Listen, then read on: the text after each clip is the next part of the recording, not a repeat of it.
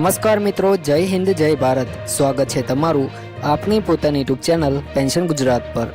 તો મિત્રો, આજે આપણે ગુજરાત રાજ્યના પેન્શનરો માટે ખૂબ જ અગત્યની એવી માહિતી વિશે વાત કરવાના છીએ, જે દરેક પેન્શનરે જાણવી જરૂરી છે. વાત છે પીપીઓ નંબર એટલે કે પેન્શન પેમેન્ટ ઓર્ડર નંબરની. તો પેન્શન મેળવતા દરેક વ્યક્તિ માટે પીપીઓ નંબર ખૂબ જ મહત્વપૂર્ણ નંબર છે અને ભવિષ્યમાં પેન્શન સંબંધિત કોઈ પણ કામ આવે ત્યારે આ નંબરની જરૂર પડી શકે છે. જો તમે પેન્શનર છો અને તમારો પીપીઓ નંબર ક્યાંય ખોવાઈ ગયો છે, યાદ નથી અથવા તમારી પાસબુકમાં પીપીઓ નંબર લખેલો નથી, તો ચિંતા કરવાની જરૂર નથી. ઉપલબ્ધ માહિતી મુજબ બેંક એકાઉન્ટ નંબર, પીએફ નંબરની મદદથી પીપીઓ નંબર શોધવાની સુવિધા આપવામાં આવી છે. આજે આપણે આ સમગ્ર પ્રક્રિયા ખૂબ જ સરળ ભાષામાં સમજવાના છીએ. તો સૌપ્રથમ મિત્રો સમજીએ કે પીપીઓ નંબર એટલે શું. તો પીપીઓ એટલે પેન્શન પેમેન્ટ ઓર્ડર. પેન્શન સંબંધિત વ્યવહારોમાં આ એક મહત્વપૂર્ણ ઓળખ નંબર છે. કર્મચારી પેન્શન યોજના હેઠળ પેન્શન મેળવનાર વ્યક્તિને આ પ્રકારનો યુનિક નંબર આપવામાં આવે છે. નિવૃત્તિ બાદ પેન્શનની ચૂકવણી અને પેન્શન સંબંધિત વિગતો માટે આ નંબર મહત્વપૂર્ણ બની રહે છે. મિત્રો, ઘણી વખત એવું જોવા મળે છે કે નિવૃત્તિ પછી પેન્શન શરૂ થઈ જાય છે, બેંક ખાતામાં નિયમિત પેન્શન પણ આવે છે, પરંતુ પેન્શનરે પોતાના પીપીઓ નંબરને સાચવી રાખ્યો નથી. કેટલાક કિસ્સામાં પાસબુકમાં પણ પીપીઓ નંબર દાખલ કરવામાં આવ્યો ન હોઈ શકે. આવી સ્થિતિમાં જ્યારે પેન્શન સંબંધિત કોઈ કામ કરવાનું હોય ત્યારે મુશ્કેલી ઊભી થઈ શકે છે. પરંતુ હવે જો તમારો પીપીઓ નંબર યાદ નથી અથવા ખોવાઈ ગયો છે, તો તેને શોધવાની પ્રક્રિયા જાણવી ખૂબ જ જરૂરી છે. મિત્રો, ઉપલબ્ધ માહિતી મુજબ જો તમારો પીપીઓ નંબર ખોવાઈ ગયો હોય તો તમે તમારા બેંક એકાઉન્ટ નંબર અથવા પીએફ નંબરની મદદથી તેને શોધી શકો છો. આ માટે સૌપ્રથમ તમારે કર્મચારી ભવિષ્ય નિધિ સંગઠન એટલે કે ઈપીએફઓની સત્તાવાર વેબસાઇટ પર જવાનું રહેશે. ઈપીએફઓની સત્તાવાર વેબસાઇટ ખોલ્યા બાદ ત્યાં તમને ઓનલાઈન સર્વિસીસ વિભાગ જોવા મળશે. આ વિભાગમાં પેન્શન સંબંધિત વિકલ્પ શોધવાનો રહેશે. ત્યારબાદ પેન્શનર્સ પોર્ટલના વિકલ્પ પર જવાનું રહેશે. પેન્શન પોર્ટલ ખુલ્યા બાદ ડાબી બાજુ તમને નો યોર પીપીઓ નંબર નામનો વિકલ્પ જોવા મળશે. આ વિકલ્પ ખૂબ જ ઉપયોગી છે, કારણ કે તેની મદદથી પેન્શનર પોતાનો પીપીઓ નંબર શોધી શકે છે. હવે અહીં તમારે જરૂરી માહિતી દાખલ કરવાની રહેશે. અહીં તમારા પેન્શન ફંડ સાથે જોડાયેલા બેંક એકાઉન્ટ નંબરનો ઉપયોગ કરીને પીપીઓ નંબર શોધી શકાય છે. કેટલાક કિસ્સામાં પીએફ નંબરની મદદથી પણ આ માહિતી મેળવી શકાય છે. જરૂરી વિગતો દાખલ કર્યા બાદ તેને સબમિટ કરવાની રહેશે. વિગતો યોગ્ય હશે તો તમારી સામે તમારો પીપીઓ નંબર દેખાઈ શકે છે.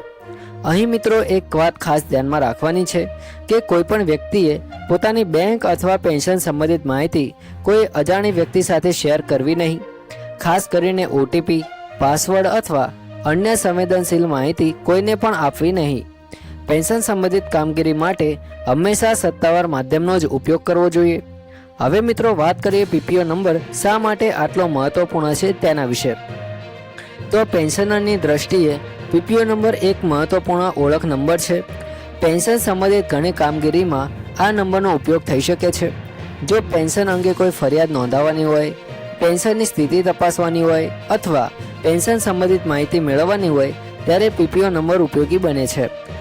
ઘણા પેન્શનરો માટે સૌથી મોટી મુશ્કેલી ત્યારે ઊભી થાય છે જ્યારે તેમનું પેન્શન ખાતું એક બેંક શાખામાંથી બીજી બેંક શાખામાં ટ્રાન્સફર થાય છે. જો પેન્શનરના દસ્તાવેજમાં પીપીઓ નંબર ઉપલબ્ધ ન હોય અથવા સાચવેલા ન હોય તો પેન્શન સંબંધિત પ્રક્રિયામાં મુશ્કેલી આવી શકે છે. આથી મિત્રો, તમે પેન્શનર હોવ તો તમારો પીપીઓ નંબર ક્યાંક સુરક્ષિત જગ્યાએ લખીને રાખવો ખૂબ જ જરૂરી છે. જો તમારી પાસબુકમાં પીપીઓ નંબર દાખલ કરવામાં આવ્યો હોય તો તે પણ ધ્યાનથી તપાસી લો, અને જો પાસબુકમાં પીપીઓ નંબર જોવા મળતો ન હોય તો સંબંધિત બેંક શાખા અથવા પેન્શન સંબંધિત સત્તાવાર માધ્યમ દ્વારા તેની માહિતી મેળવવાનો પ્રયાસ કરી શકો છો. મિત્રો, પીપીઓ નંબરનો બીજો મહત્વનો ઉપયોગ પેન્શનની ઓનલાઈન સ્થિતિ અને પેન્શન સંબંધિત માહિતી મેળવવામાં પણ થાય છે.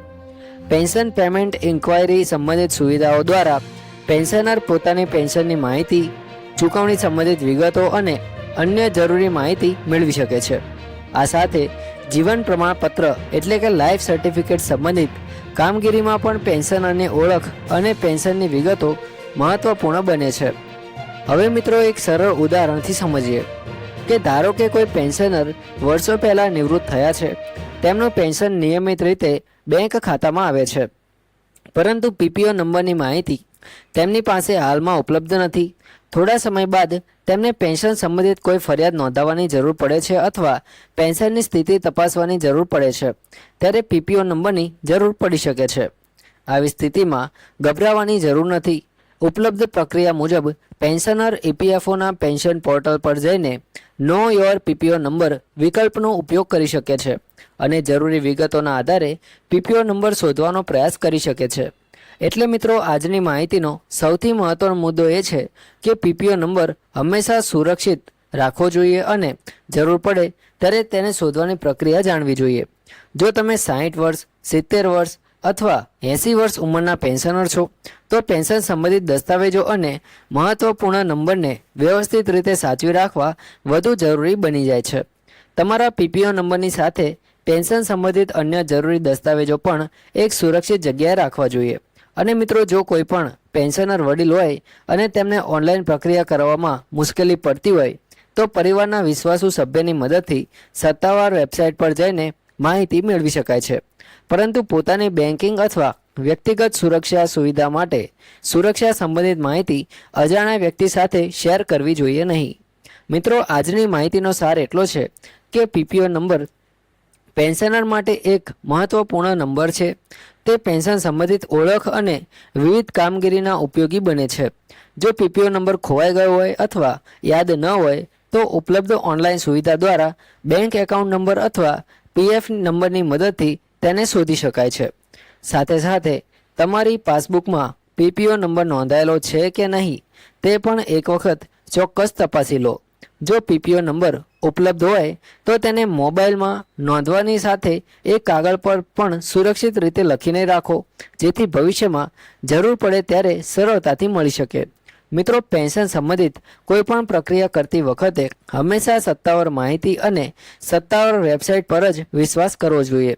સોશિયલ મીડિયા પર ફરતી અપૂર્ણ અથવા ખોટી માહિતીના આધારે કોઈ નિર્ણય ન લેવો જોઈએ.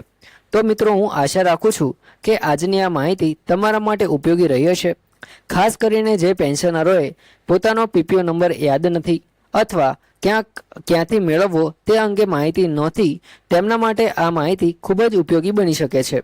જો તમને આજની માહિતી ઉપયોગી લાગી હોય તો વિડીયોને લાઇક કરજો. તમારા પેન્શનર મિત્રો અને પરિવારના અન્ય પેન્શનર સુધી આ માહિતી જરૂરથી શેર કરજો. આવી જ પેન્શન, નિવૃત્ત કર્મચારી અને સરકારી નિયમો સંબંધિત સરળ અને ઉપયોગી માહિતી માટે અમારી યુટ્યુબ ચેનલ પેન્શન ગુજરાતને જરૂરથી સબસ્ક્રાઇબ કરી લેજો. જય હિન્દ, વંદે માતરમ.